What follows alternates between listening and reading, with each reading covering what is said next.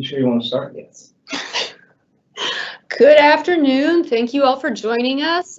This is the Department of Housing and Community Development for the state of California, here to talk about the CARES Act, our 2015-2020 Consolidated Plan Substantial Amendment, and our 2019-2020 Annual Action Plan Substantial Amendment.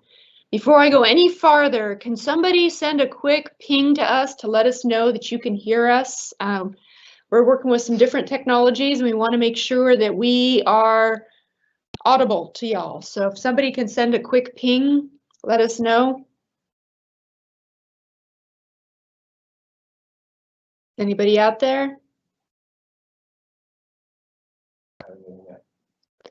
All right, well, so if somebody can just let us know if you can hear us before we get moving on too far. We want to make sure that you all have good audio access. All right, so I'm going to jump into how to ask a question. Maybe this will help you guys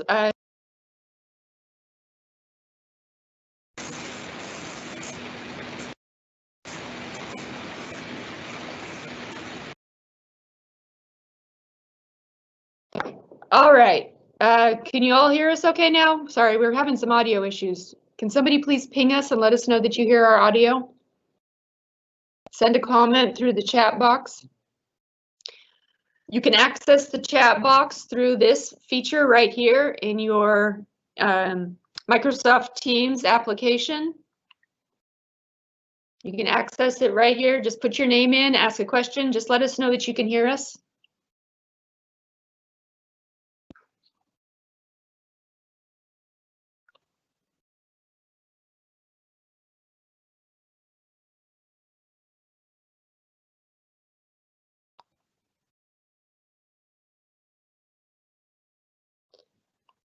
All right, well, we'll give folks a minute to make sure that we have somebody who can hear us.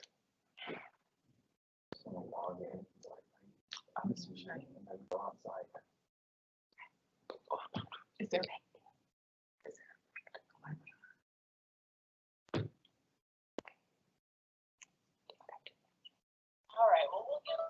Oh, we can hear it just fine. All right, so we know, good deal. It sounds like the audio is working, so we'll continue on. So just a real quick introduction of who is who. This is Jessica Hayes. I am the HCD Federal Program Specialist, and with me is... Hi, I'm Megan Miller. I'm the ESG Program Manager. Great, and we have kind of working with us as supporting players today. Hi, I'm Claudia Sharigan, and I'm a consultant to HCD. I'm Rushada Begum, and I work in the federal reporting at HCD. Hi, my name is Francisco Arnaiz. I'm a federal reporting program team manager. So we are here to help. We're going to do our best to answer questions and kind of follow up as best we can with any questions or anything that you guys want to know. But I'm going to let you know kind of up front, HUD is a moving target on this funding. Some of the funding has been kind of dialed in. The ESG is a little more straightforward, a little more functional than the CDBG right now.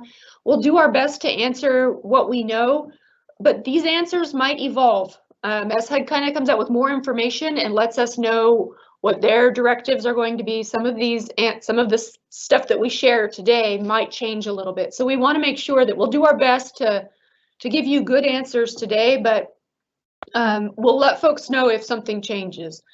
That being said, the documents that we have sent out are our proposed drafts for the method of distribution for these two programs, including the HOPWA program as well, to make sure that we can access those funds as quickly as possible to get them out to our community members as quickly as possible. So all of that being said, why don't we go ahead and jump into it? You want to take over, Megan?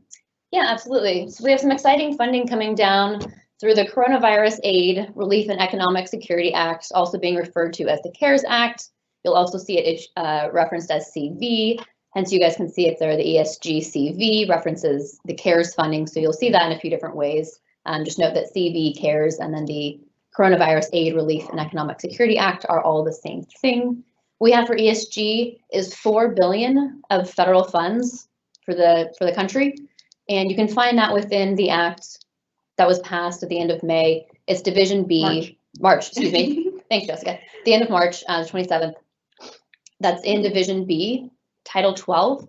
and it's in the homeless assistance grant section. If you're looking at that, it's easy just to hit Control F, type in homeless assistance grant section. It'll bring you to all the verbiage. And what we just found out recently, HUD released the allocations, and there were direct allocations to entitlement regions, and then California's allocation that we will get to allocate out is 43 million. And that's just the first round allocation. This is really the first round intended for immediate crisis response, getting our unsheltered off the streets, and really addressing the immediate issues of coronavirus. And there is a second round that will be coming down the line based on another formula that HUD is creating right now. So we don't know exactly how much that funding will be and what it will be used for, but we will absolutely keep you updated as soon as we do hear more. The first round of funding will be available for spending through September 30th of 2022.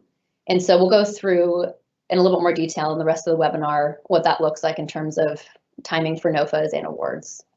CDBG is receiving $5 billion in this allocation federally.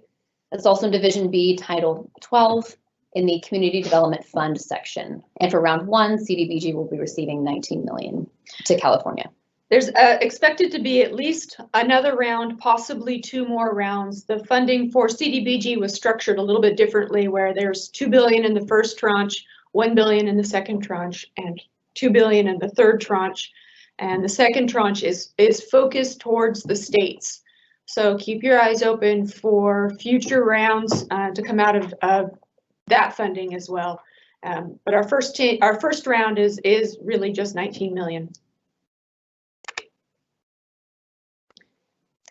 Related to the ESG allocation in the CARES Act, like I briefly mentioned, the purpose is really to support additional homeless assistance and homeless prevention activities to mitigate the impacts that are being created by coronavirus. And provisions and eligible costs that are in the CARES Act that are unique, that are not usually available to ESG programs, there's no match requirements, and there's going to be increased administrative funding. So approximately 5% of the awards that go out will be allowed for administrative, compared to approximately 2.5 to 3% in the past. There will be no funding cap on emergency shelter activities. Typically, ESG, the federal regulations limit spending on emergency shelter activities to 60%, but there will be no cap related to this funding allocation. Spending can be for temporary emergency shelters, and for this allocation, there will be no minimum period of use, and the habitability and environmental review standards will not apply for this allocation. Also, spending can be through ESG for things that aren't typically available, like training on infectious disease and hazard pay for staff who are, in the throes of this. And the hazard pay for staff will not be considered administrative costs. In addition, so in order to allocate this funding in the way that HUD has, or the federal government has provided in the CARES Act, and the way that we feel to be most efficient, we needed to amend our consolidated plan in order to really get this money out on the streets in an efficient way, and in the way that the federal regulations are allowing us to do so. So this, the amendment is just related to COVID-19. Again, that's referred to as ESGCB, the CARES Act funding allocation, and it really identifies the COVID-19 response as a priority need. And this is the reason we're needing to amend the 2015-2020 consolidated plan. And it aligns with our existing CON plan goals. It outlines the funds that are expected to be available during the current program year. So if you take a look, it actually gives the estimated allocation. We're still finalizing that. Again, as we mentioned, these are our best guess, best estimates at the moment. So you can find the estimated allocations there. And it would provide legal authority to use the ESGCB funds in the way that we see most fit and most efficient to get this money out on the streets. The action plan amendments. So one big piece and that we're waiting on and that all this is pending is we've requested within an executive order to have the full California state ESG regulations waived. We just felt there were too many limiting factors in there, mainly being our competitive allocation process. We know that takes a lot of time and effort on our applicants' parts, and also a lot of time on our rating and ranking HCD staff's part. And so we really wanted to remove that barrier for this allocation. And so we haven't received a signed executive order. It is likely that this will happen, but we just want to caveat the rest of what we're going to say upon this being approved. The action plan amendment provides allocation estimates, and also ideally we're wanting to allow for simplified applications to streamline the processing. We want to provide a single allocation, not split up into the COC or AE allocation and a separate balance of state and competitive component. We think this would really streamline how we're able to get money out on the streets. And again, we're looking to not have a competitive process and move more towards a direct allocation or simplified over-the-counter process. So now's a good time to stop real quick and see if we have any questions. Has anybody sent anything in? No questions yet? No questions. All right. We'll keep going. You may, hopefully you've seen that HUD has issued some special waivers that would really be helpful in utilizing this money. So the HUD waivers actually do apply to current ESG funding out there. So it will apply to your 2018 contracts, will apply to the 2019 contracts that are in the process of being executed. And these waivers are only available for a limited amount of time. So the HUD did waive the FMR, which is huge because I know in California that's been a big barrier for our recipients for 6 months. So for 6 months, HUD has waived the FMR. The housing stability case management that's required to happen has been waived for 2 months, just due to social distancing guidelines, wanting to be safe. The reevaluation for homeless prevention assistance. So typically this is required more frequently, but for the next 2 years, this can happen every 6 months instead of more frequently as previously outlined. And again, the state regulation waiver request, we have submitted this to the governor's office and has requested signature on this executive order. And our streamlined allocation and being able to allocate just on one allocation and to remove the competitive process is reliant on this. And so basically what this would allow us to do is to default to the federal ESG regulations as written and default to the provisions in the CARES Act without having to go through the regulations that are currently in place in our state regulations.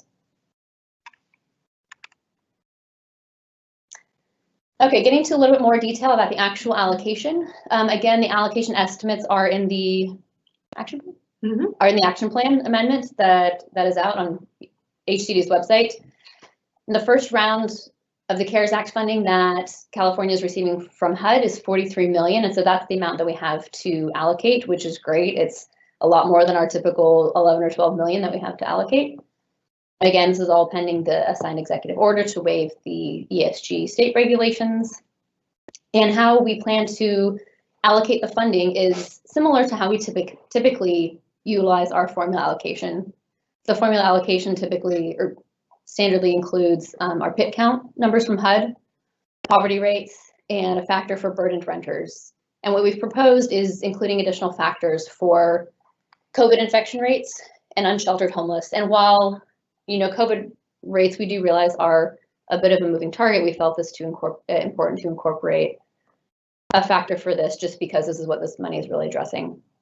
And wanted to incorporate HUD's numbers for unsheltered homeless, as we feel this to be a very vulnerable population related to coronavirus.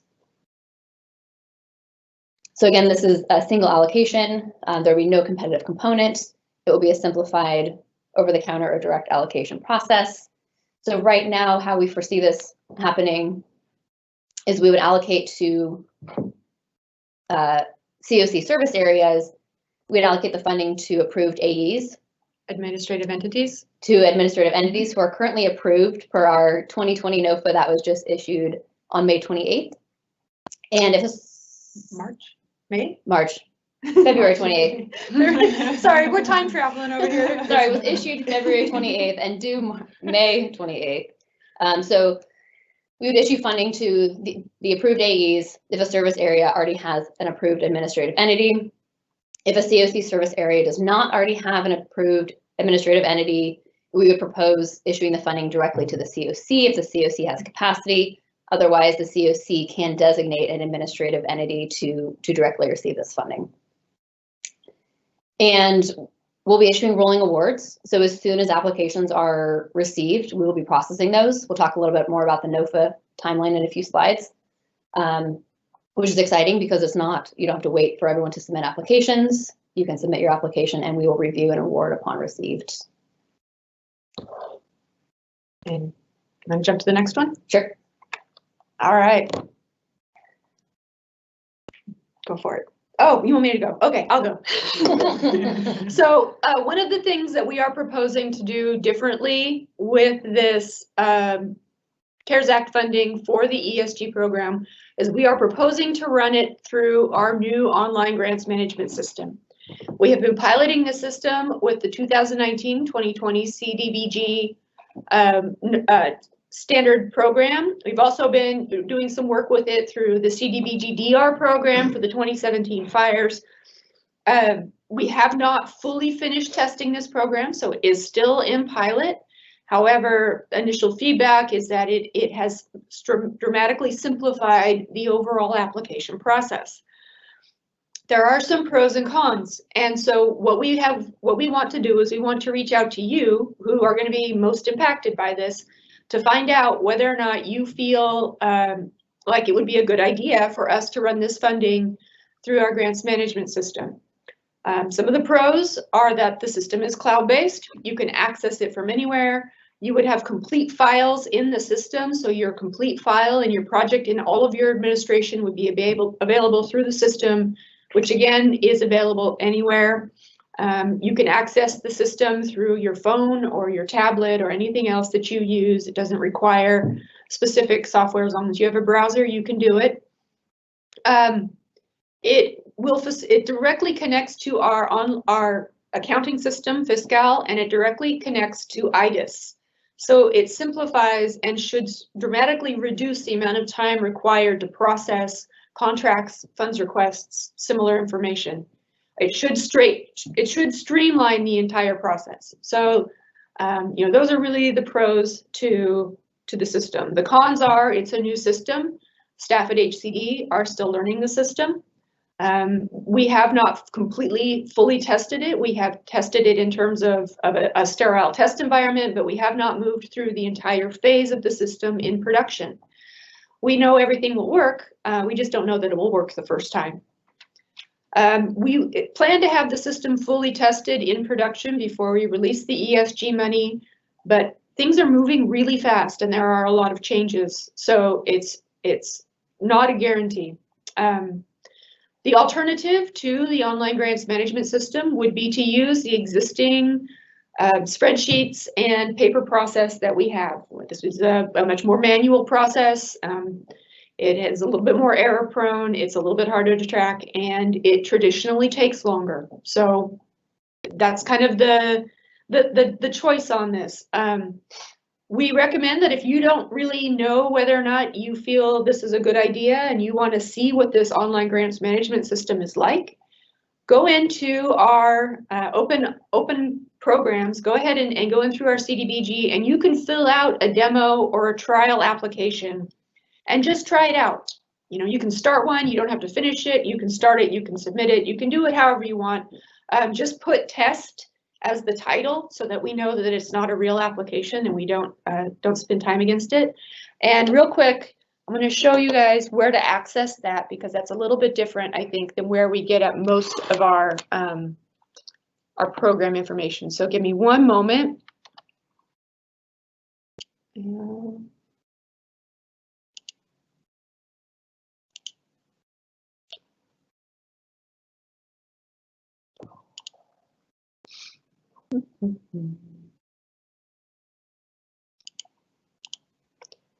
All right. So if you are looking, you should be able to see our web page. This is our home page. Show you a couple of things real quick. First, I want to show you where you can find the plans, the amended plans. I realized we didn't get into that at the beginning, so let's just real quick. If you go over here to policy and research, you go down to plans and reports, you just click on that. Here it takes you to our plans and reports page. Travel on down. There you go. Consolidated Plan 2015-2020. Right here is our new CARES Act, State of California draft. We tried to make it nice and clear what we're looking at. If you want to see the allocations and the action plan, continue camping on down here to annual action plan amendments, CARES Act, State of California. Again, we tried to make it nice and clear what we were looking at. So if you are looking for the plans, that's where they are. All right, if you want to try out a demo application, go ahead and go into grants and fundings, programs active, community development block grant. Just go ahead and click on that. Scroll down to get funding. Click on the eCivis portal and just pick an application to give a demo to. It doesn't really matter which one. You can do any of these. We have 6 different types up. For most of the COC work, the one that's going to be most comparable is probably this non-housing competitive, but the applications are very, very versatile. We can build them to be whatever we need them to be. So, you know, you're welcome to give a try on any of them and see if that helps make it easier for you to kind of let us know where you think this would be in terms of ease of use. So give me one moment here and I'm going to switch back to our other screen.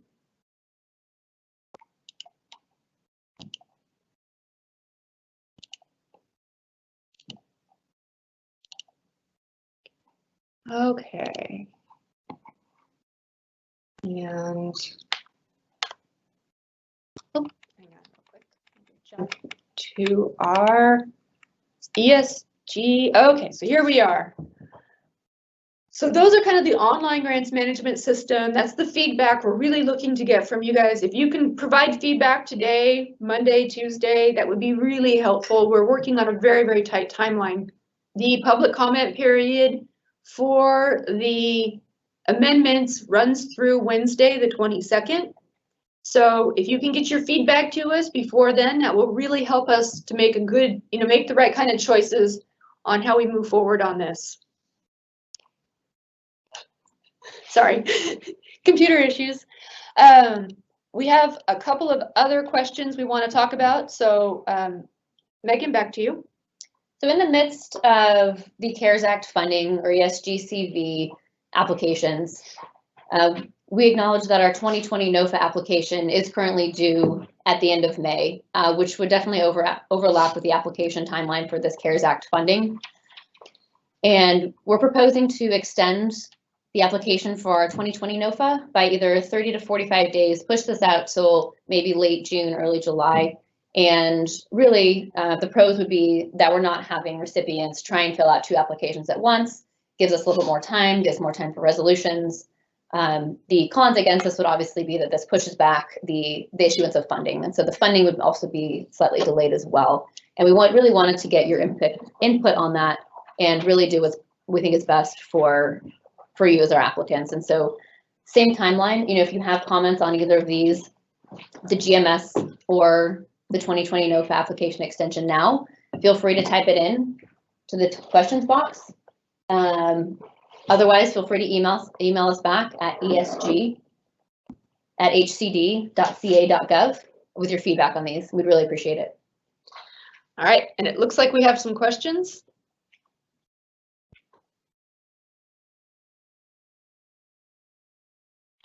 We'll give folks a minute.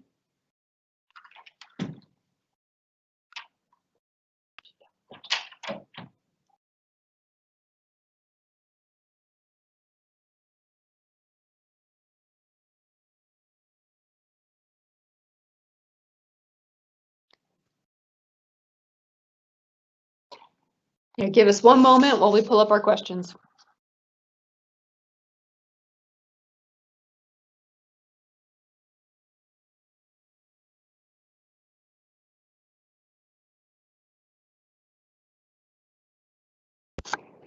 Okay, first question. Our first question is, will the CARES Act ESG CV funding be eligible for spending on the date the standard agreement is executed, as is usual with ESG? Or will COCs be able to reimburse for expenses that were incurred while waiting for the funds? If reimbursable, to what date? you want me to take this one? Okay.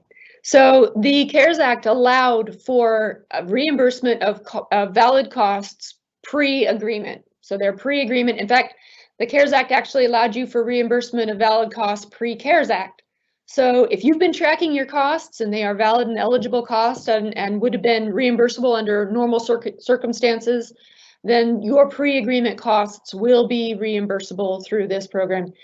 You will have to wait until you have an executed contract to ask for reimbursement. We can't provide funding without an executed standard agreement. So that will be an issue. If, you know, we do have a mechanism both in our paper process and in our online grants management process to it doesn't matter which one you pick, you can do this either way, to identify pre-agreement costs, validate them, and make sure that you let us know what your costs are so we know what the expected reimbursement will be right out of the gate. But you will need to have an executed standard agreement to receive funds, to actually get a reimbursement payment. Next question, are any of these funds available to nonprofits who provide affordable housing to low-income residents?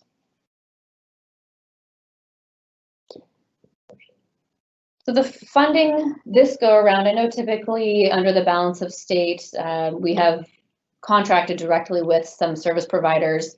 These contracts will largely, if not entirely, be issued to current administrative entities who are typically entities of local government or the continuum of care, the COC. And so it would be up to the individual continuum of care or the ES or the administrative entity who is receiving the funding to then allocate or subgrant out the funding, you know, as they see best fit, and also within the CARES Act ESG funding guidelines. So affordable housing, maybe you're looking at rapid rehousing activity for that. And we'll talk about CDBG a little bit further on. It has a little bit of a different approach, but some additional flexibility in terms of types of things that you can do with it. So we might have additional answers to that once we get through the rest of the conversation. Can the ESG CV funds be used for rent assistance to residents that cannot pay the rent due to COVID-related impacts?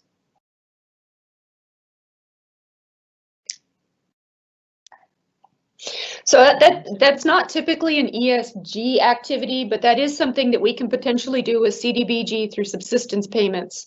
So we'll talk about that a little bit more when we get to the CDBG section. We will put that as a comment, as something to just double check and see if there's additional flexibility in the CARES Act that would allow us to potentially do that, although that's not necessarily something we've done in the past with ESG funding. Right. Typically, the ESG funding needs to meet the requirements of someone who is homeless or at risk of being homeless. You know, if they did fall into that at risk of being homeless as defined in the federal regulations, then, you know, that would qualify for ESG funding. Right now, there's a moratorium on evictions. And so that has somewhat changed the definition of at risk of homelessness. Do we have additional questions? Since habitability standards are waived, I'm assuming that shelters utilizing tough shed models would be allowable for operational expenses, ? Potentially. One of the things that's really important to be thinking about as you're thinking about your shelter is that, are you meeting the expectations and standards for the coronavirus contagion issues? And there's been some documentation that's provided. We have some links at the end here, some resources that will point you to, that will talk about what you can, what kind of things are expected of a shelter situation. So, you know, if you have a tough shed situation that requires folks to be using congregate facilities, for instance, bathrooms, showers, kitchens, other common areas, that may not be the best model for the current situation. That may be an okay model under normal circumstances, but right now, with the way that with the contagion, it may not be the best model. You'll want to make sure that whatever your shelter model is, that it fits within the CDC and the state of California homeless shelter requirements. And again, we'll point you to a link at that at the end of the presentation. Next question was FMR. What is it? FMR, sorry for the acronym and without the explanation, is a fair market rent rate that HUD establishes. So every year, HUD establishes the fair market rent rates and posts on their website. And the ESG program refers to these in the sense that assistance provided for rental units cannot exceed these FMR or fair market rent rates established by HUD. And so for the next 6 months, HUD has waived these requirements, and so rental assistance provided does not have to be under or within HUD's FMR rates for the next 6 months from the date of the waiver that HUD put out, which was April 1st of 2020. And that's important for California because California has some of the most expensive housing in the nation, and oftentimes housing, even affordable housing in areas, certain areas of the state, exceed the FMRs that HUD puts out. So having this exemption will allow more flexibility in getting people housed quickly. What do you think the timeline is for the governor to release this EO executive order to waive ESG rates? We don't really have a projection on that. We're tracking on it. We hope it happens soon. We'll continue to provide feedback. We'll let folks know as soon as it does happen, if the news don't get it before we do. But we're pushing on it to make it happen as quickly as we can, because we know that this is critical in order for us to be able to move forward at the proposed method of distribution. What is PIT count? Point in time. So that is a count that is conducted periodically to evaluate kind of what is the homeless population at that point in time in that specific area.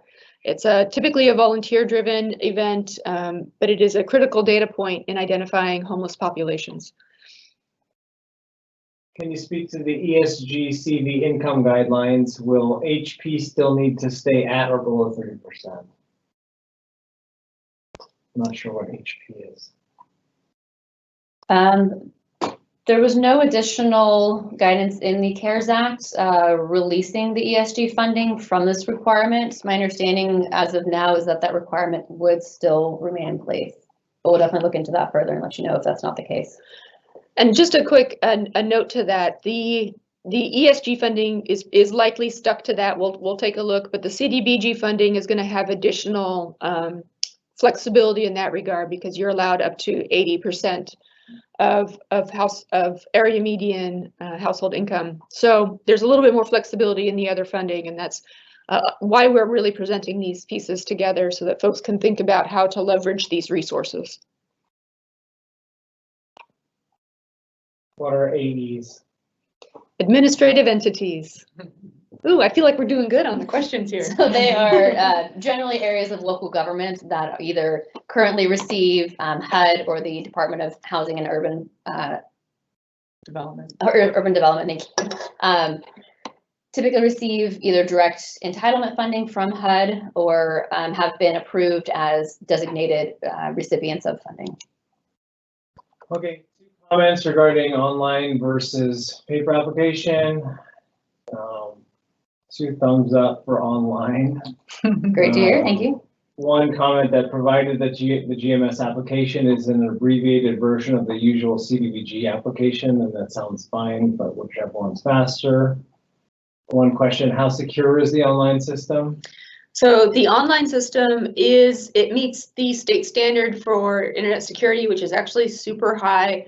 One thing we do not put in our online grants management system is personal identifying information. So if we do use the system, we'll have to talk a little bit about what that means and how that works. But that would be basically your client information, right? We don't want your specific client information in our online system. That's not a good way to manage that. In theory, you shouldn't be sending us your specific client information over email either, because that's not a good way to manage that. So, if we do that, we will have a little bit more of a conversation. We do recommend if you're worried about the security, go check it out. Go set up a portal login and see how it feels. I personally find the number of times I have to confirm my login annoying, but it does mean that the system is secure in terms of making sure that people can't access your account without your permission. Okay. Will smaller non-entitlement jurisdictions in the same region be able to pool together CDBG CV funds into one ED activity? If so, will only one eCivis application be required per activity?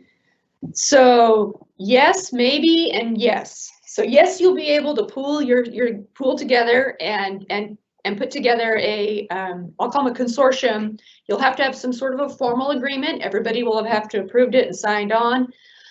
ED application. So HUD is a moving target right now on what it is allowing the CDBG CV funds to be used for. We're going to have a little more discussion about that. Not in this webinar, but in a future webinar, we're working with HUD to figure out exactly where they're going to draw the line. So yes, we think ED will be eligible. Yes, you will be able to apply as a group. Yes, it would be one application. Okay. My agency is listed on your allocations for funding, but we are an entitlement city. Is this funding available for other entities within the city to apply for funding? No, if you are, we had an older list that we used. In fact, I'll get into this. So if we're into the CDBG question land, I'll get into that in just a minute. Do we have any more ESG specific questions? Let me look. Can you show where to get the demo application again? I can, yes, I do go fast, I apologize. I get excited.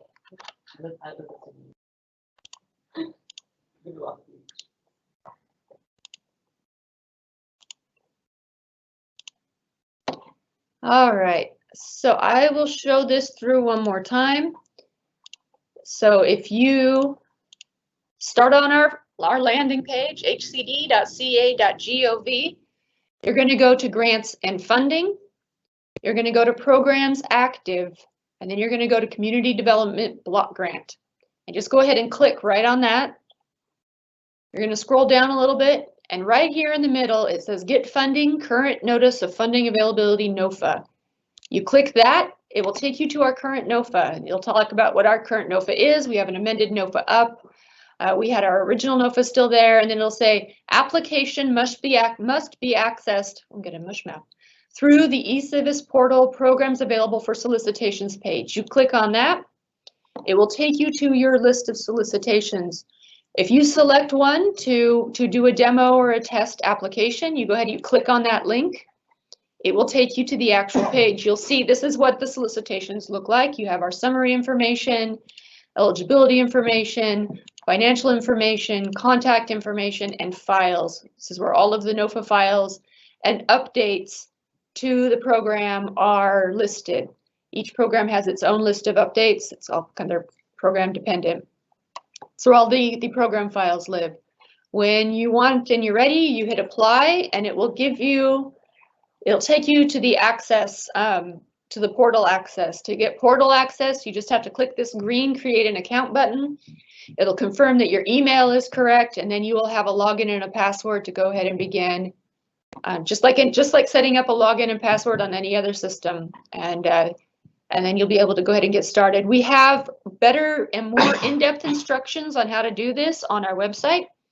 If you go to the CDBG page and you scroll on down here to the bottom to training and technical assistance, we have a whole bunch of stuff that we've put together, and there is the eCivis Grants Management System external user webinar and our external user manual. So we would update these for the ESG, but feel free to take a look at this so that you can just see what the system will do for us if we decide to utilize this as part of the ESG CARES Act funding. I'm not pitching the system. I am neutral. I do think it would be helpful though for folks to take a look and see what this would involve.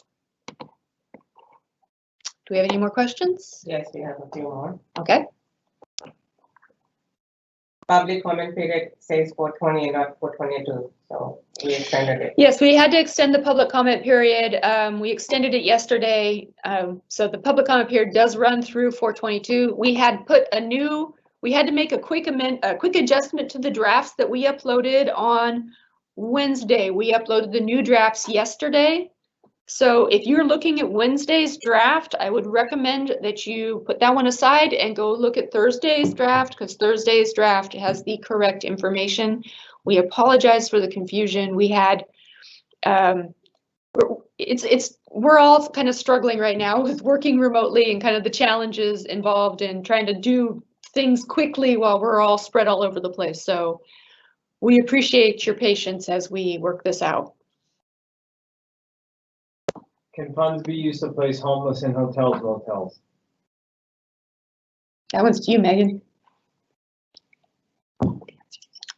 Yes, that should be an eligible activity under ESG and emergency shelters, yes. And if you haven't already engaged with the state on Project Roomkey, look into that. That's something that's being funded with, I believe, FEMA funds through Cal OES. But they're working with local governments and the continuums of care and different agencies to work with that. So if you haven't already tapped into that or engaged in that, definitely do. But the ESG funds can also support. If a city under 50,000 wants to apply for these funds, would we have to go through our county COC?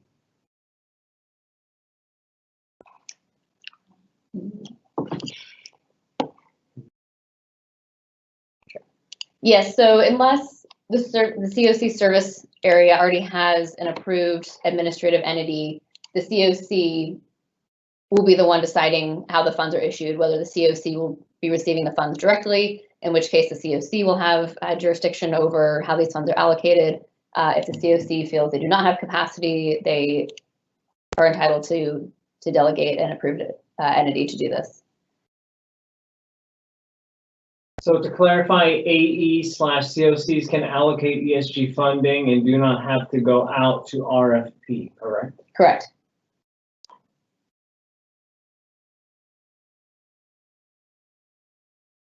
Are you going to email everyone on the attendance list a copy of the questions and answers? So what we'll do is we'll post the presentation and we'll post this webinar. It's being recorded, hopefully. We think it is. We'll post that to the website. We can include the question and answer. These questions are becoming part of the public comment record for this amendment. So they will be recorded. We might not have them up immediately. It might take a little bit of time. Will FMR be reinstated after the 6-month waiver? If so, is there any guidance for how to handle the transition from no FMR to following FMR? We don't know yet. These were just the waivers that HUD put out. There's a possibility these will get extended, or there's a possibility that this may just stay at 6 months. Since this is also new, we don't quite have guidance on that yet.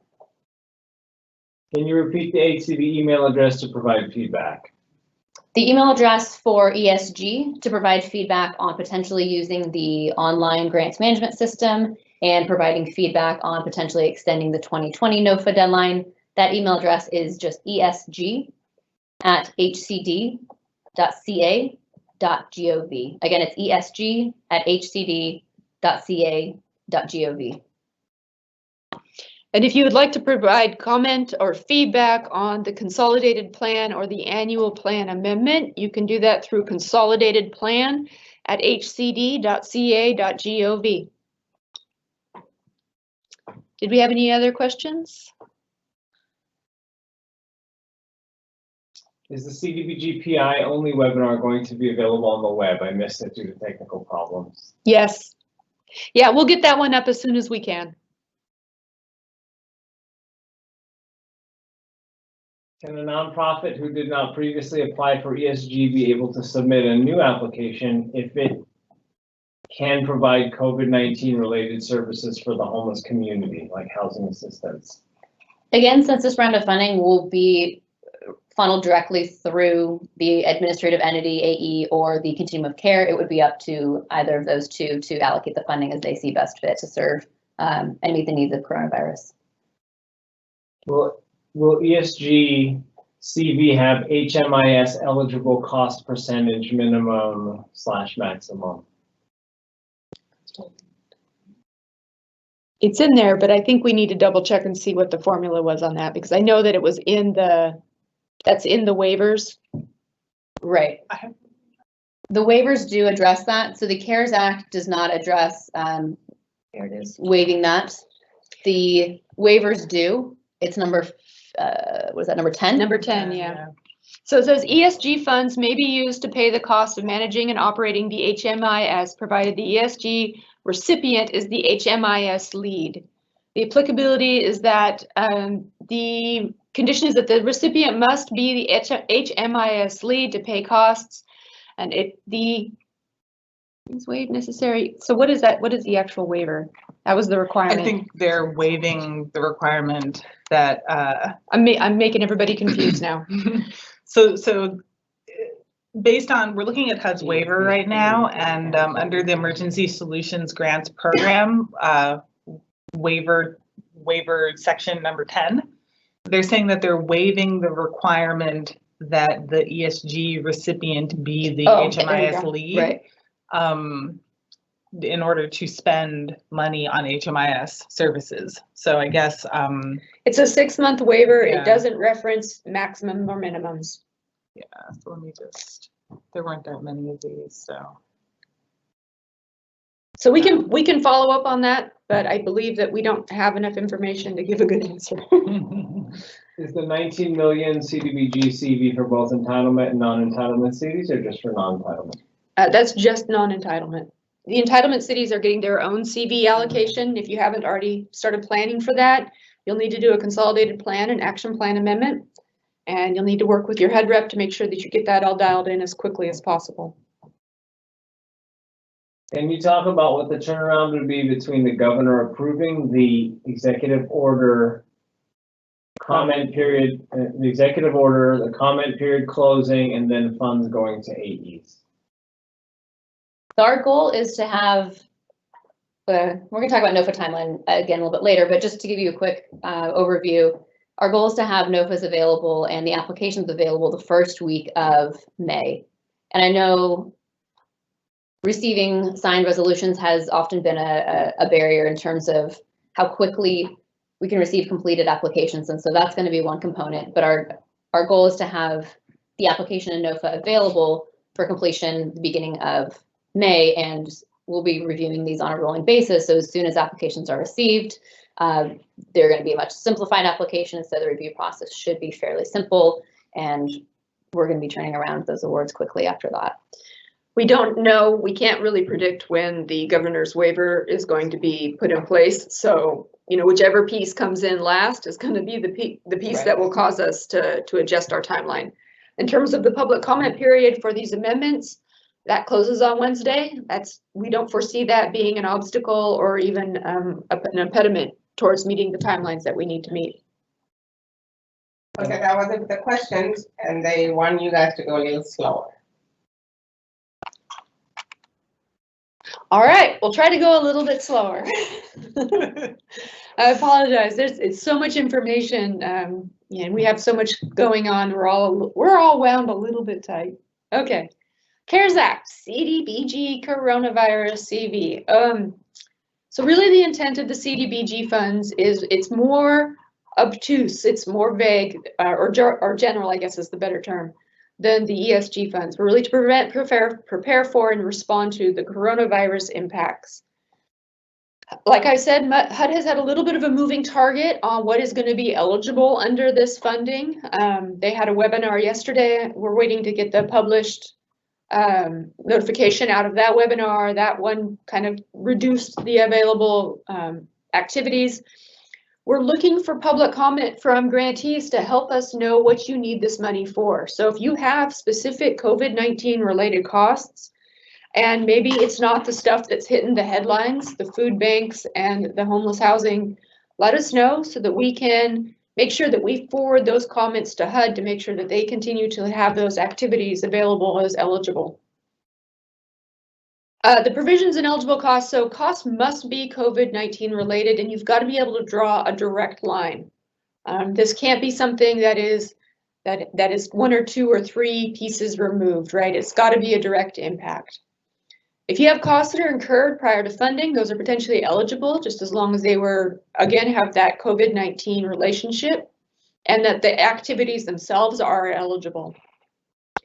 The provisions that HUD has given us, there's shortened planning review periods. So this is a 5-day public comment period, and HUD's actual planning review has also been shortened considerably. So they'll have approved our plans very, very soon.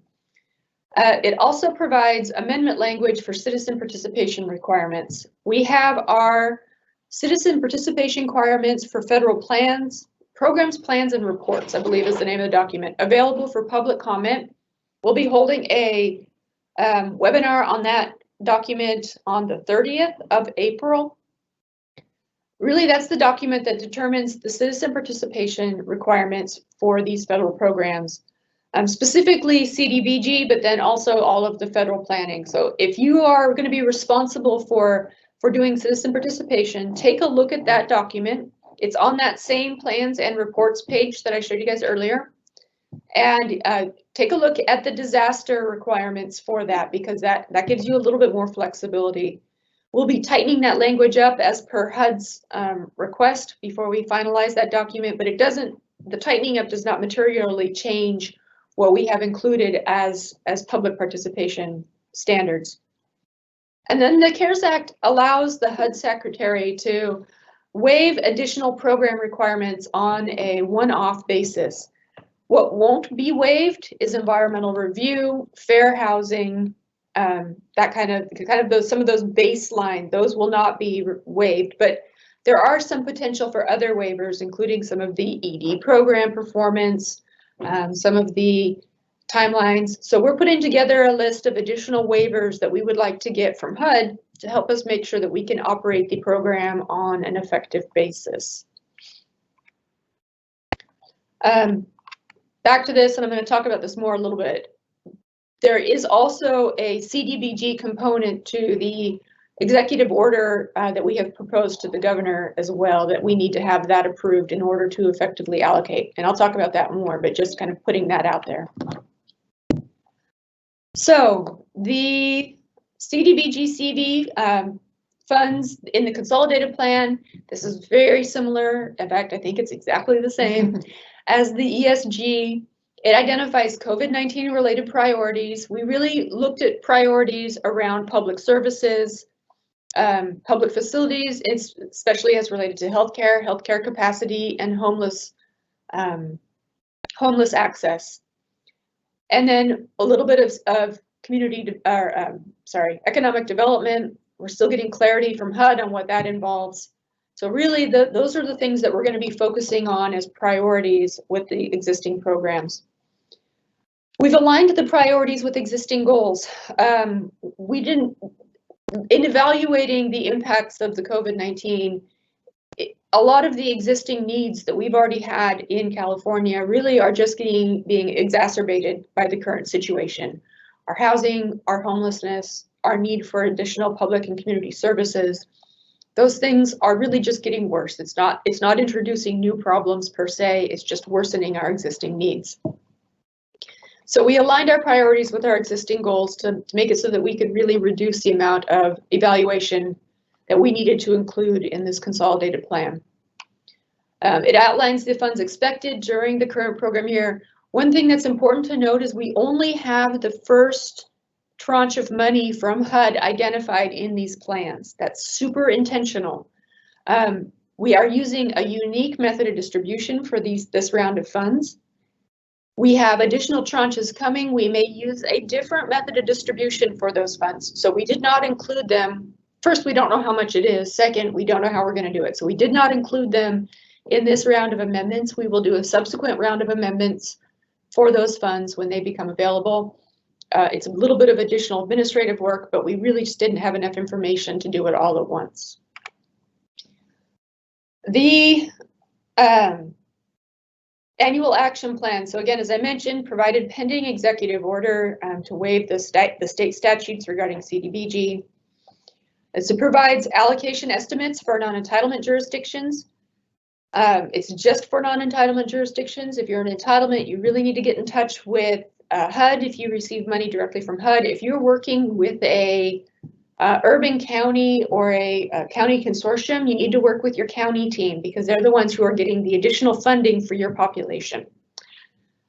And then the annual action plan allows for simplified applications and streamlined processing. So it's just a single allocation. 17% general admin will be allowed, and you can do up to 3 COVID-19 related activities per allocation. We'll probably be asking that you try to do, try to be as conservative as you can in terms of the number of activities to help just generally manage the funding and direct it to the highest need, but we'll allow up to 3. So talking a little bit about HUD waivers, HUD has provided one really important waiver for the CDBG program. There's the planning waivers, and those are helpful in terms of turning things around quickly. The public services cap for COVID-19 related services has been waived. The reduced public participation requirements are not entirely waived, but they are reduced. So there is no public services cap for COVID-19 related services. I'm realizing my bullets got me misaligned on this slide. Sorry for the confusion. I'll say it one more time. Public services cap for COVID-19 related services is waived. This applies to the CDBG CV as well as the 2019 and the 2020 allocations. So if you're going to be applying for public services under our Open NOFA for our 2019 and 2020 grants, we're going to ask that you put COVID-19 in your project title so that we can see what you're doing and make sure that we get correct information to connect these pieces so that we don't end up with a cap violation later. Because the public services cap is still in place for non-COVID-19 related services. If you have any questions about whether or not what you're doing is going to be COVID-19 related, get in touch with us. The state regulation waiver request really has 3 parts to it. We are asking to waive the 50% rule, which requires that 50% of your program funding must be expended before you can receive additional funding. We are asking to waive the housing elements middle requirements because we have a lot of jurisdictions that are looking we've programmed them to receive an allocation that may not have their housing element up to the submittal standards. And then we have asked to waive the housing and economic development set-asides. We internally and with some discussion with stakeholders felt that if we had to set aside 30% of our funding for economic development and direct 51% of this funding to housing, we would not be in compliance with the COVID-19 related services requirement of the CARES Act. So as those 2 set-asides are in state statute, we need to have them waived for this funding. CARES Act allocation, do we have any questions that we want to jump into? Yeah, we have a good question. Let's do questions real quick. Well, this one's going back to ESG. Must a COC be the applicant, or can a county apply without getting permission from a COC? The COC will be the one who's needing to provide or recommend the administrative entities to receive funding. For ED needs business assistance, I guess the question is the funding going to be able to business assistance to help create social media and retool their business plans? We're going to be doing a lot more evaluation of the economic development components because HUD hasn't given us good guidance on this yet, and we need to figure out what are our liabilities and where we can kind of provide direction. So we'll be doing a lot more of evaluation on the ED components in the very near future. Our first step is to get the CARE funds allocations kind of structured and set up, but then we'll be turning, as soon as we get this structured and set up, we will turn around and focus on the ED to make sure that we can give good guidance on that. When do you want responses to what jurisdictions are needing for responses to COVID-19? Soon. If you have needs that you're not seeing in the headlines, tell us soon. HUD has already started to narrow the scope of what will be allowed under the CDBG coronavirus funds, and we want to make sure that we keep that scope in relationship to actual needs. So if you've got needs that you haven't seen really hit the headlines, tell us so that we can keep HUD informed that we need to have the flexibility. And you can do that through that consolidated plan at hcd.ca.gov email. I know this question is, are the costs for police department impacts and costs to assist homeless and other organizations in the COVID response? Law enforcement is not an operation of HUD funds. So I can't say never, but I'm going to say almost never will we be able to actually fund anything law enforcement related, including detention facilities, additional staff costs for 24-hour law enforcement attention, or additional law enforcement staff. Law enforcement is not a community development function. Homelessness assistance is. So we'll be able to help with homelessness assistance, but law enforcement is not something that we'll be able to work with. I would recommend taking a look at the Department of Justice and communicating with them and seeing what funding they will have available, because I do know there's been additional law enforcement needs, specifically in detention centers where they've been, folks have been housed congregately and now they need to be separated to keep social distancing. Can ED money be used to recruit businesses? To do what to them? To recruit businesses. To recruit? We're going to have a lot more in-depth conversation. There's a no business poaching rule in economic development that has to be maintained, and that's one thing that we're going to be making sure that when we set up our economic development structure, we're very clear on that.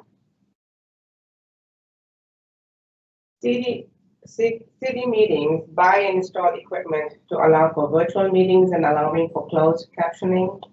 They're asking if that's going to be fun. So CDBG, I'm just going to talk generally about this for a moment.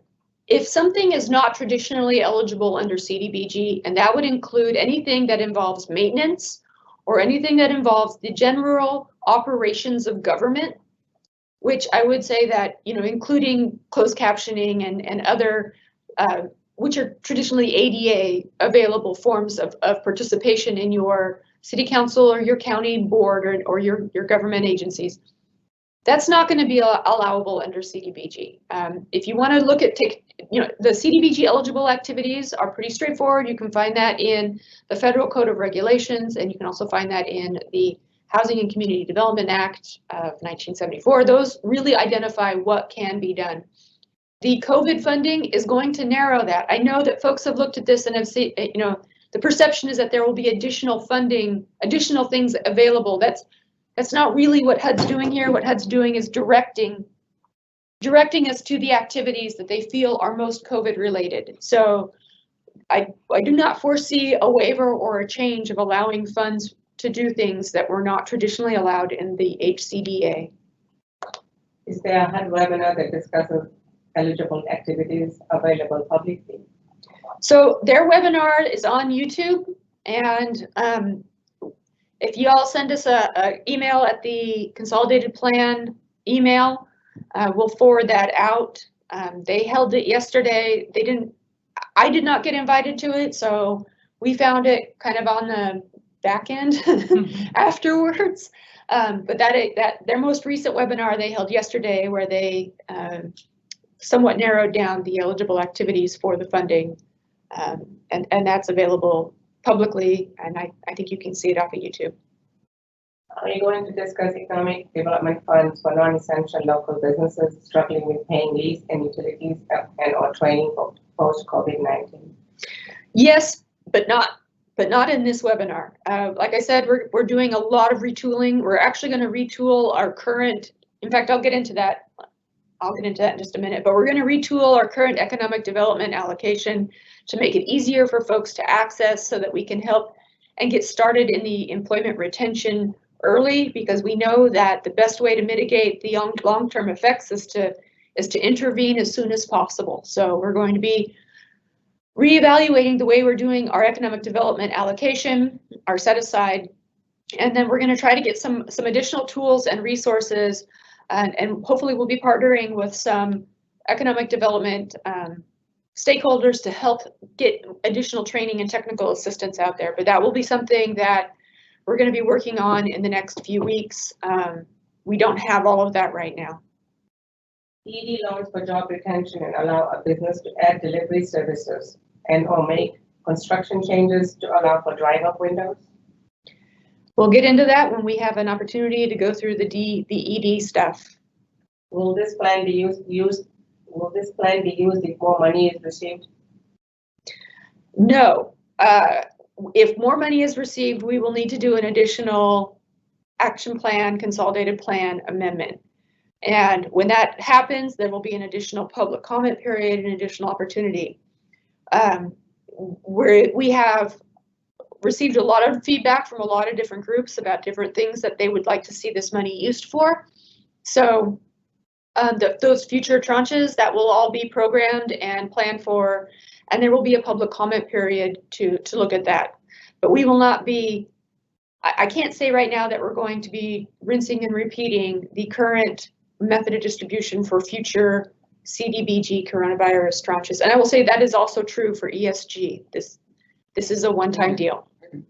With the 50% rule waiver specific to COVID-related activities.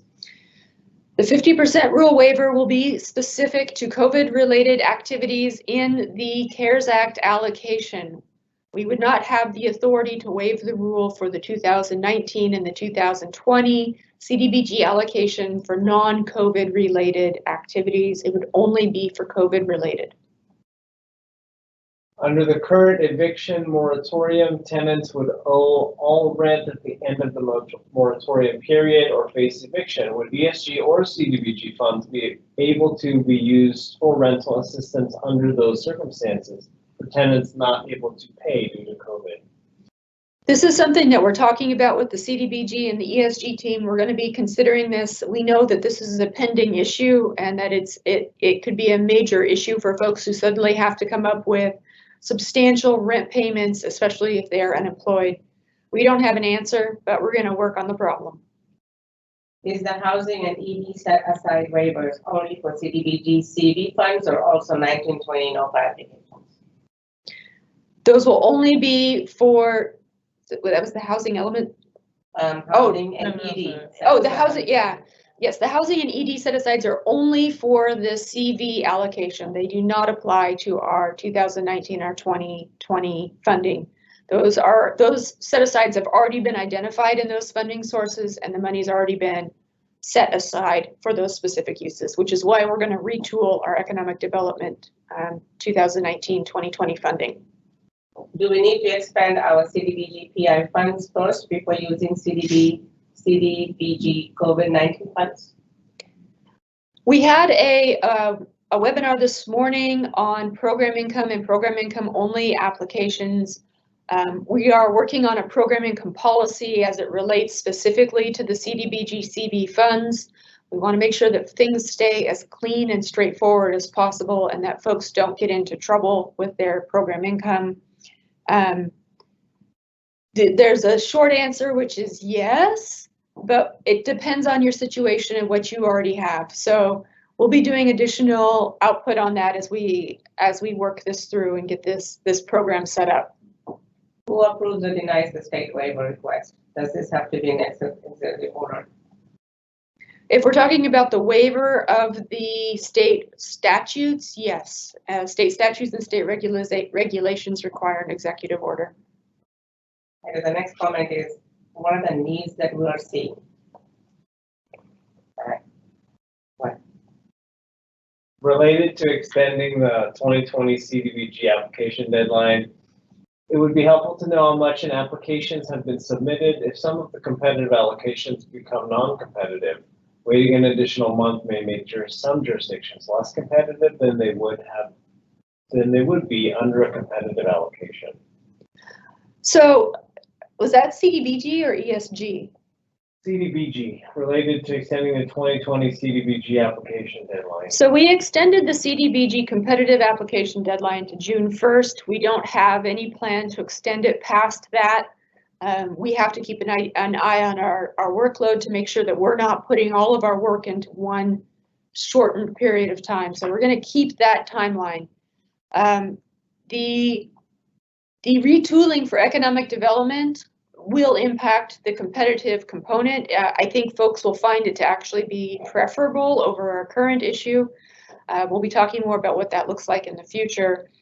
The competitive planning and public service applications, those are going to be due June 1st. We're not going to be pushing that out. So I'm not really sure how to answer the rest of that question. I know you said the videos will be available on the website, but will the PowerPoint slides be uploaded or emails out as well for this and the PI webinars? Yes, we'll put the PowerPoint. So almost always, if you take a look at our training, you'll see that the PDFs, the presentations are included with the webinar training. Sometimes they're below the link, sometimes they're next to the webinar video link. It all just sort of depends on who put the links up on IT. But we'll make sure that the presentations are there with the actual webinars.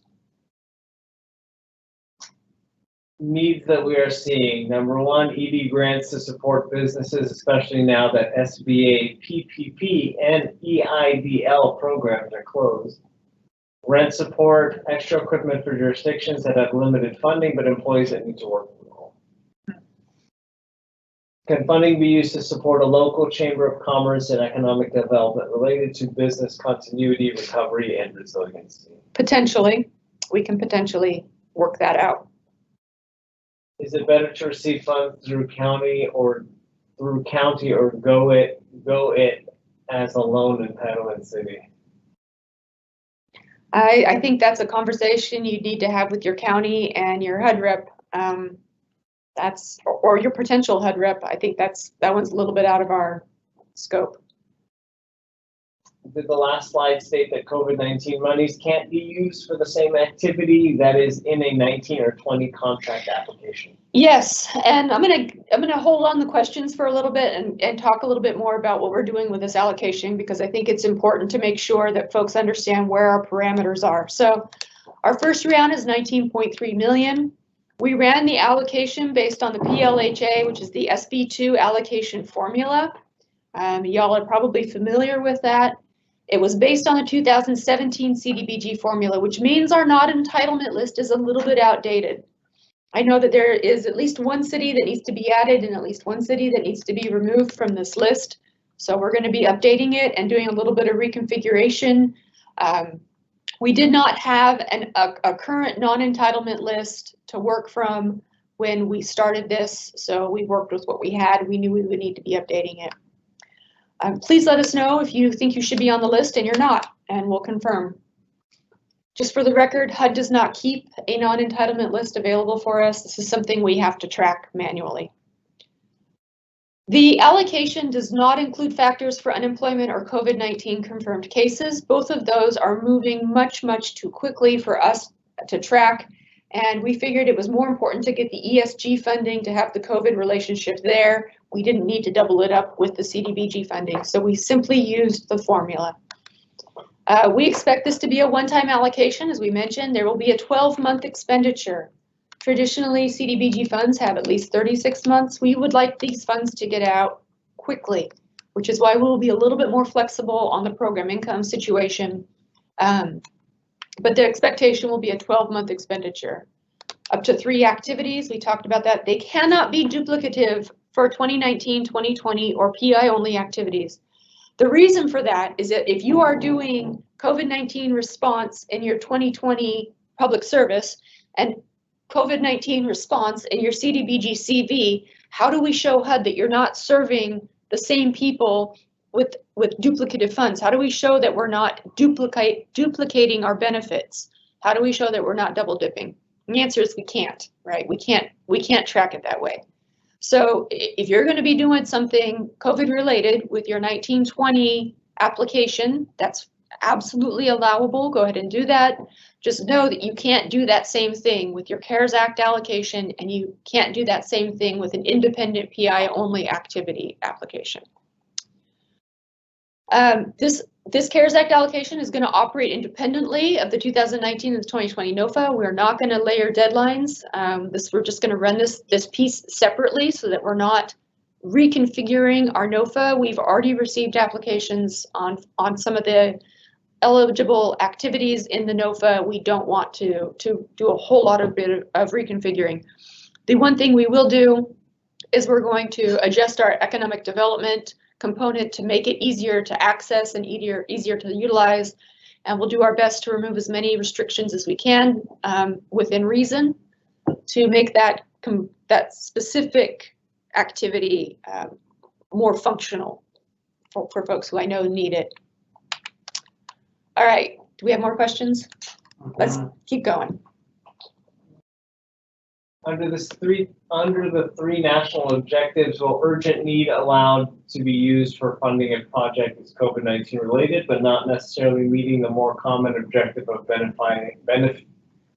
benefit to low, moderate income persons? HUD has not provided a waiver to the LMI requirement that shapes the way we use urgent need.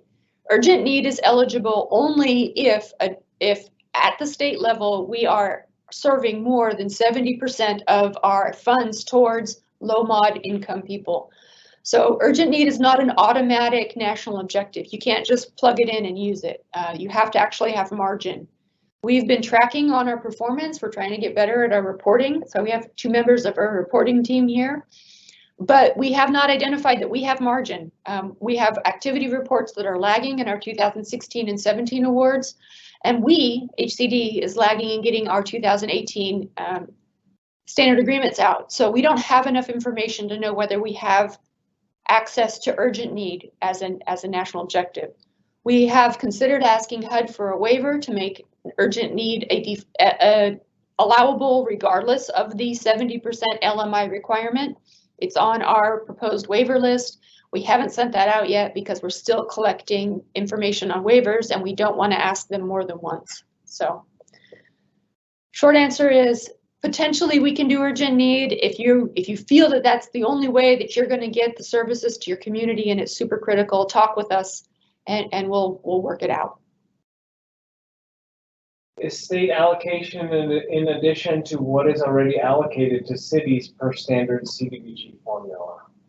If you receive standard CDBG formula, you are an entitlement jurisdiction. That means that you have already gotten your additional CARES Act allocation from HUD, and you're not going to be able to access funding from the state. Will comments on the method of allocation be considered? Absolutely. Please submit comments on the method of allocation to the consolidated plan at hcd.ca.gov email. Can funds be used for displaced and sick farm worker housing? Potentially.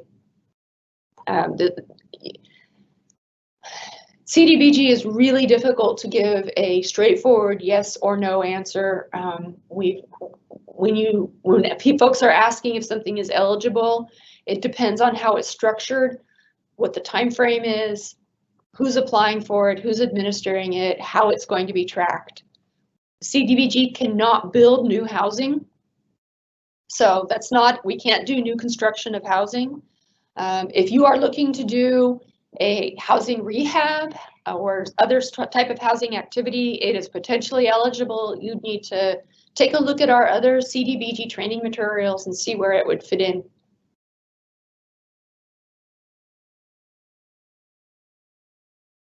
Didn't you say in the PI webinar that we could combine the CARES Act funds with the PI only funds for one project or program? Yes, you can combine it for one project or program, but what you can't do is you can't do a PI only activity and then turn around and do the same activity with CARES Act. I think that was what we were trying to make sure we got clear.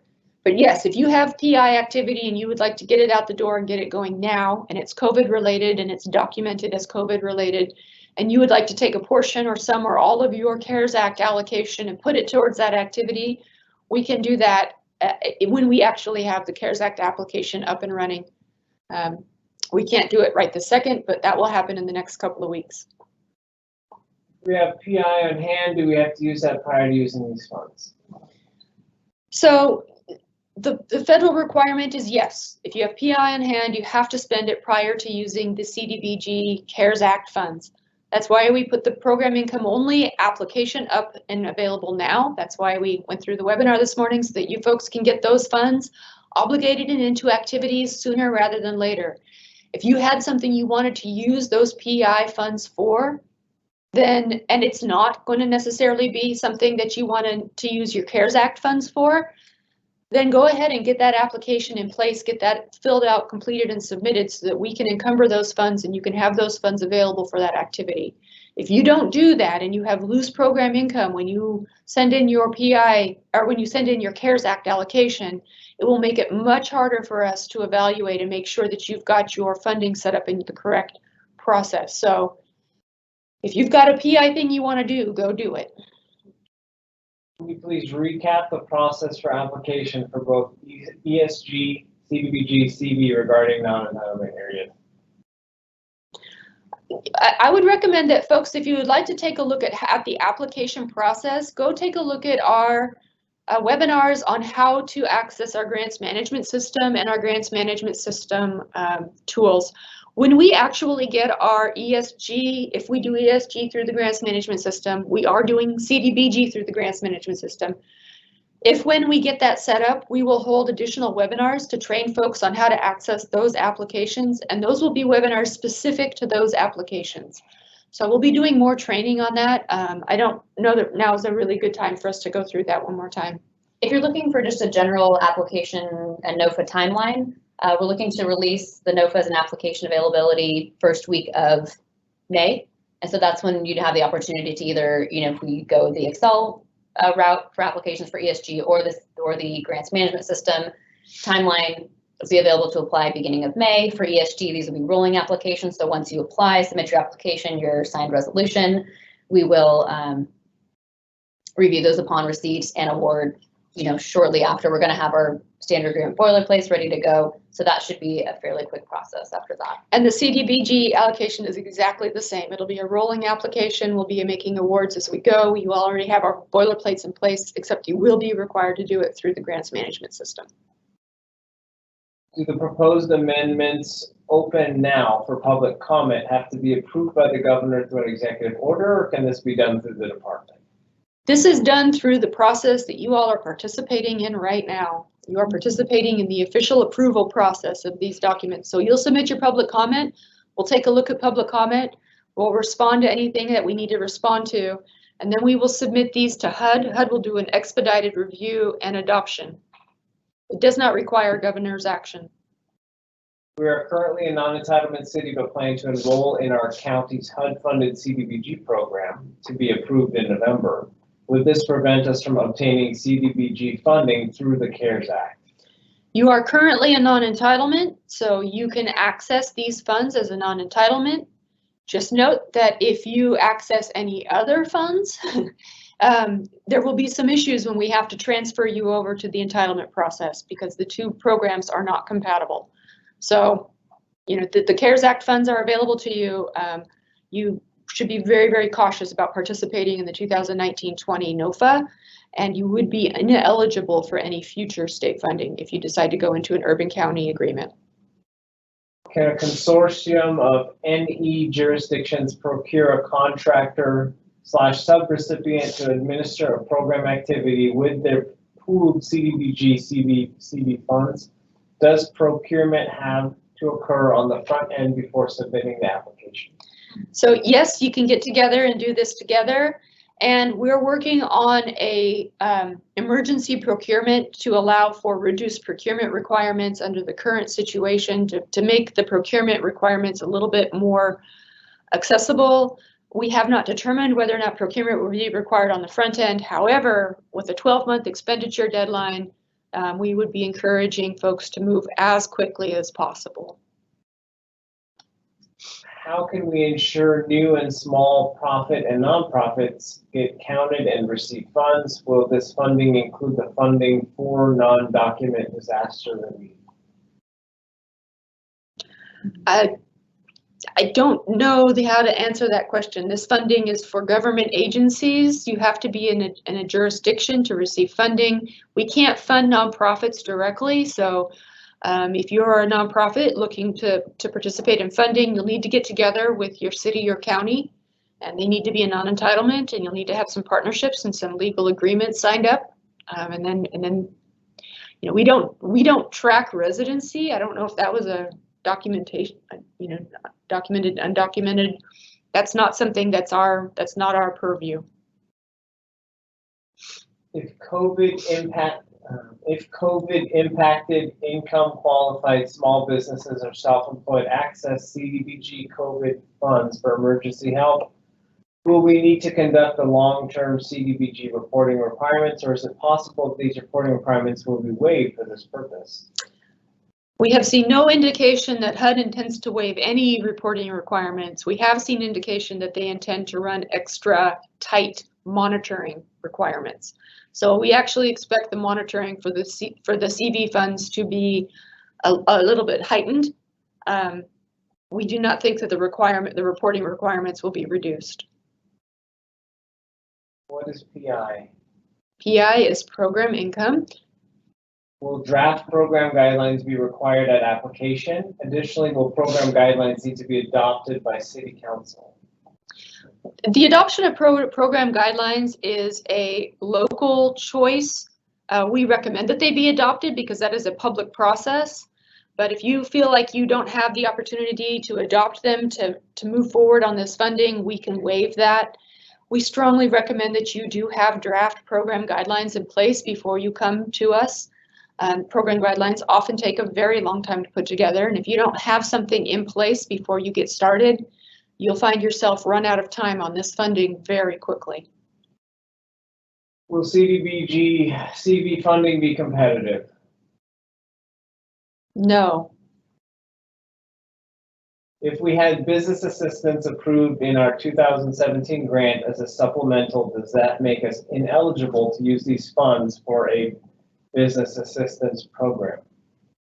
So I just want to be clear on the economic development. The CV funding potentially allows economic development. It has been, based on what HUD's direction has been, it has been narrowed substantially. We're going to try and fight with that because I don't think that this necessarily helps us.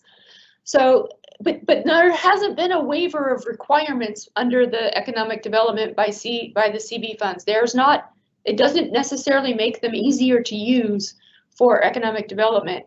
So if you've got an economic development program that you're running under your 2017 award, continue doing that.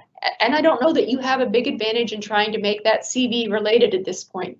It doesn't really get you anywhere. It doesn't make anything easier for you. So continue doing what you're doing with your current programs. Continue, going out there, working with your businesses, working through your approved guidelines. Don't necessarily try to swap this over to CV just because we're dealing with CV. It may make life harder for you in the long run. And another note, just really quick, on HUD's guidance, the CV funding is for 2019. So the waivers and the exceptions are 2019, 2020, and this CDBG CV allocation. There is no exception, no waivers, no relaxation of requirements on pre-19 funding. So if you've got 2017 funding or 2018 funding, that is not eligible for the CV waivers. So even if there was an ED waiver for your 2017 project, it wouldn't be eligible because it's 2017 funding. So it's really only the current program funding allocations that are available that are going to be able to benefit from these, from any loosened restrictions from HUD. And I hope, that we've kind of messaged this accurately, that on CDBG, HUD has released some restrictions and it looks to be adding others. So just make sure that we keep a balance. Is funding for city food banks eligible as presuming LMI? Yes. And if you're trying to do a food bank enhancement program, or if you're trying to do a new food bank or whatever, you'd want to make sure that we structure that correctly in your application. This morning you said RLF funds aren't part of the PI application. Do we have to use our RLF funds before we can request CDBG CV funds? No, if you have an RLF, we haven't put the application together for that yet because we're kind of building this as we go. But if you have an RLF, those funds are essentially protected. They do not get blended in with the CDBG 2019 or 20 funds, nor are they blended in with the CDBG CV funds. The only time your RLF funds become blended is if you are doing the same activity as you funded your revolving loan fund, which is RLF. If you're doing the same activity, that's when your funds become blended. But the CV funds are not going to be supporting housing activities, as in a housing rehab or home buyer, because that's not a coronavirus priority at this time. So that is a non-issue. If you have a economic development revolving loan fund, then it may be a different conversation, and we'll need to talk about that specifically for your program. That's it. All right. No. There's a new one. Will you be posting the PowerPoint? Yes, yes, we will absolutely post the PowerPoint. That was a lot. All right. Let's get this wrapped up. So as Megan mentioned, NOFA is expected in early May. Things that you'll want to pay attention to is your updated tax identification number, your TIN, your Form 204s. Resolutions, guys, get started now. Use not to exceed language in your resolution forms. Use the forms that are available through the current open NOFAs. Let's try to make this as simple as possible and not duplicate anything if we don't have to. So get started on your resolutions, use a not to exceed. You have estimated amounts available. That was why we ran these allocations out. If you're not in those numbers, let us know.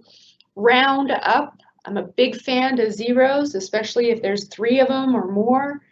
Round up to give yourself some flexibility so that not to exceed actually means something for you. So we want you to get started now. We don't want you to wait until we have a NOFA out or an application up. We want you to come at us with approved resolutions to get moving. So you all have your work cut out for you to figure out what you're going to be doing with this. If you have questions, we have a lot of different resources for you to access. There's the ESG at hcd.ca.gov email. If you have ESG questions, if you have CDBG questions on the current NOFA, you can use the CDBG NOFA at hcd.ca.gov email. If you have questions about the plan amendments, you can reach us at the consolidated plan at hcd.ca.gov. If you send your questions to one and it needed to go to another, we'll recognize that and move it around as we need to. We all see each other fairly frequently. So, you know, reach out to us if you have questions. Don't wait until it gets to be right up next to the deadline. We have a few more questions? Yeah. Will you need to conduct 2 public hearings to apply for the CDBG-CV, a public input hearing and a resolution hearing? You don't need to do that for your current program. So you only need to do 1 public hearing, and I'm using air quotes even though y'all can't see me. Take a look at the citizen participation for requirements for federal programs, plans, and reports. That will tell you kind of what the level of public participation you're required to do. Do you foresee any issues with expending outstanding ED funding from 17-18 funding, because many businesses that would be helped by the ED funding are now substantially impacted by COVID-19 and are now not eligible for those 17-18 funds? Yes, we do actually foresee that there's going to need to be some shuffling around of our ED program. That's why we're going to be doing some just a little bit of retooling and additional training on ED in the very near future. Is PPE for city safety workers eligible for CDBG-CV funding? PPE for city safety workers. Personal protective No, equipment. I got the PPE. It's the city safety workers that I have an issue with. If you are buying PPE for your nonprofit, for your healthcare provider, for your public services agencies, then yes. If you are buying PPE for your local government staff, probably the answer is no. I'll need to look into that, but that typically falls under costs for government operations, and CDBG is not, and neither is ESG, eligible for costs for government operations.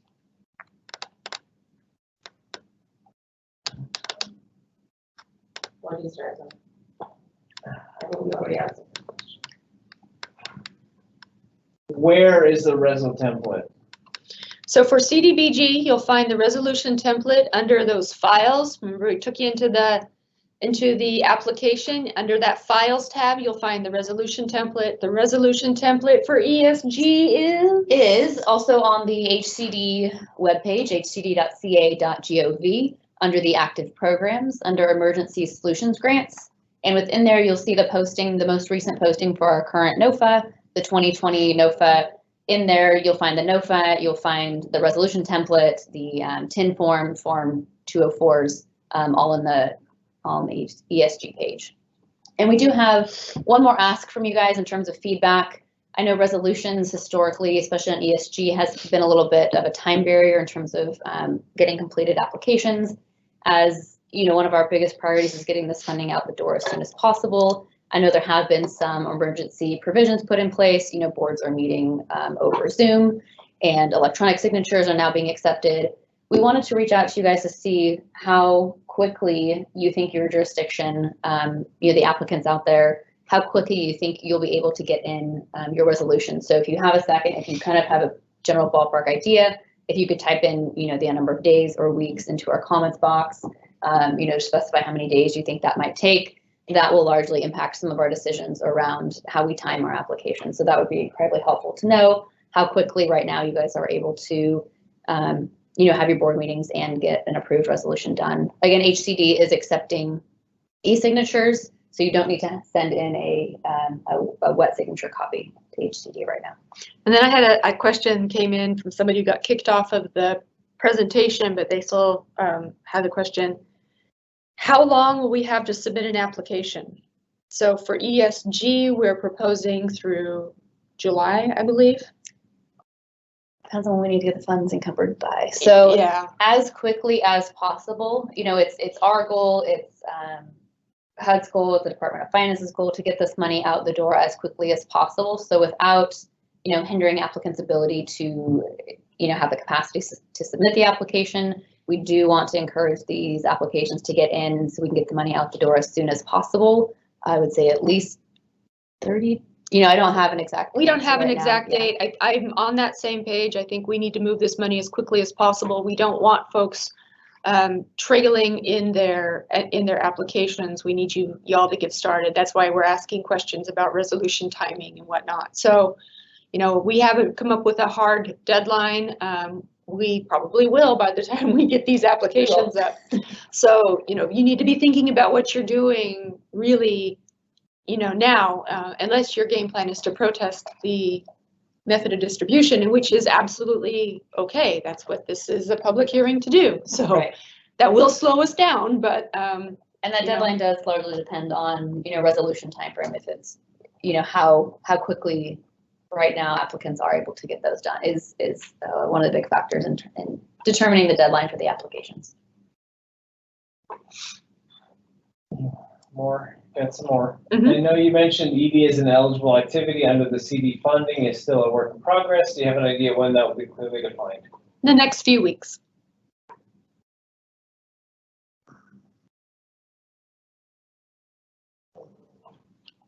Where are the new ESG CV allocations for each region located? Those are in the annual action plan. So take a look at the annual action plan amendment. It's on that plans and reports page. There's a table in there that shows what's going where. There's also a link in that most recent HCD email blast that went out that advised everyone about the webinar. There's 2 links there, one to the consolidated plan, one to the action plan. Okay, so you want some reso feedback? Yeah, or Yes, online? go for it. Okay, 4 to 8 weeks, depending on circumstances. Can get a reso either May 5th or May 19th. That's it. Okay. If you have any more reso feedback, feel free to send it to us either to the ConPlan feedback email or to the esg@hcd.ca.gov email, or continue to provide your feedback in the chat. That's extremely helpful for us in knowing how to structure our deadlines. One more, which came earlier, but I forgot to read it. We're a non-entitlement city located in an entitlement county. Can we apply for CDBG EV to HCD, or must we go through our county? If you are a part of your urban county consortium or your urban county coalition, then you'll need to work with your county. If you are not affiliated, so you can't get funding through your county, you're a non-entitlement, you can't get funding directly from HUD, then you are probably eligible for our program. But send us an email to that consolidated plan email. We'll figure out for sure. Okay, that's all we got. All right. So resources, we'll post this up online, but this has some information from Homebase CCC. There's some HUD, a lot of HUD information in here, including the waivers that we have talked about and referenced, additional information that was provided on the CDBG program. We do not have a link to the most current HUD webinar, but we'll be trying to track that down, and if we can find it before we post this, we'll add it to this list. There's also information in here about system-wide protocol for people experiencing homelessness. That one is specific to California, as well as the COC infectious disease toolkit for which is really important for anybody who's working on shelter funding right now. You need to be paying attention to what that says. So just a little bit of resources for you. Like I said, we'll post this up. If we come across anything else to add before we get there, we'll make sure it gets included. And then just so folks know to kind of stay up to date, you can sign up your email right here. There's just on our main page, go ahead and sign up. Another thing that might be really helpful for folks to note, we do a lot of our webinar scheduling through Eventbrite, and a lot of Eventbrite emails go directly to spam. So if you're not getting Eventbrite confirmation emails from us when you sign up for an event, go make sure that you have your spam setting to allow for the confirmation emails to come through, so that you get the appropriate links and documents and stuff that we assign to the different Eventbrite invitations, just to make sure that you're getting all of your information. And do we have anything else? Do we still have to provide a public notice 10 days before the public hearing date? Take a look at that citizen participation requirements document. That's going to give you documentation on what the expectation is for your public participation requirements. We've tried to make this as straightforward, as easy as possible, but in light of the current situation, but you are still required to do some public participation. So take a look at that, and then you can evaluate sort of what your parameters are. And where again can people find that, just in case? And that is on that plans and reporting page, which is under that policy research button. So if you click on that, it has a drop down, it'll give you plans and reports. You want to click on that. And that citizen participation document is right up there near the top of the page with a big red new on it. When will we get this PowerPoint posted? So probably not today. We are going to work on getting it up next week. Sometimes it takes a little bit of time. Our IT staff are pretty impacted, but we'll do the best we can to get it up as soon as possible. If we run it, I suppose that means the CV funding, like the 1920 CDBG NOFA, the earliest we can schedule, this is the Rezo. If we run it like the 1920 CDBG NOFA, the earliest we can schedule a public hearing is for May 4th for input and direction, and then return 2 weeks later for Rezo adoption. Okay, so you don't need to do that. Take a look at our citizen participation plan. We do not want you holding public meetings. I don't want you holding public meetings now. We probably don't want you holding public meetings May 4th. Probably don't want you holding public meetings until the fall at the earliest, and please don't quote me on that.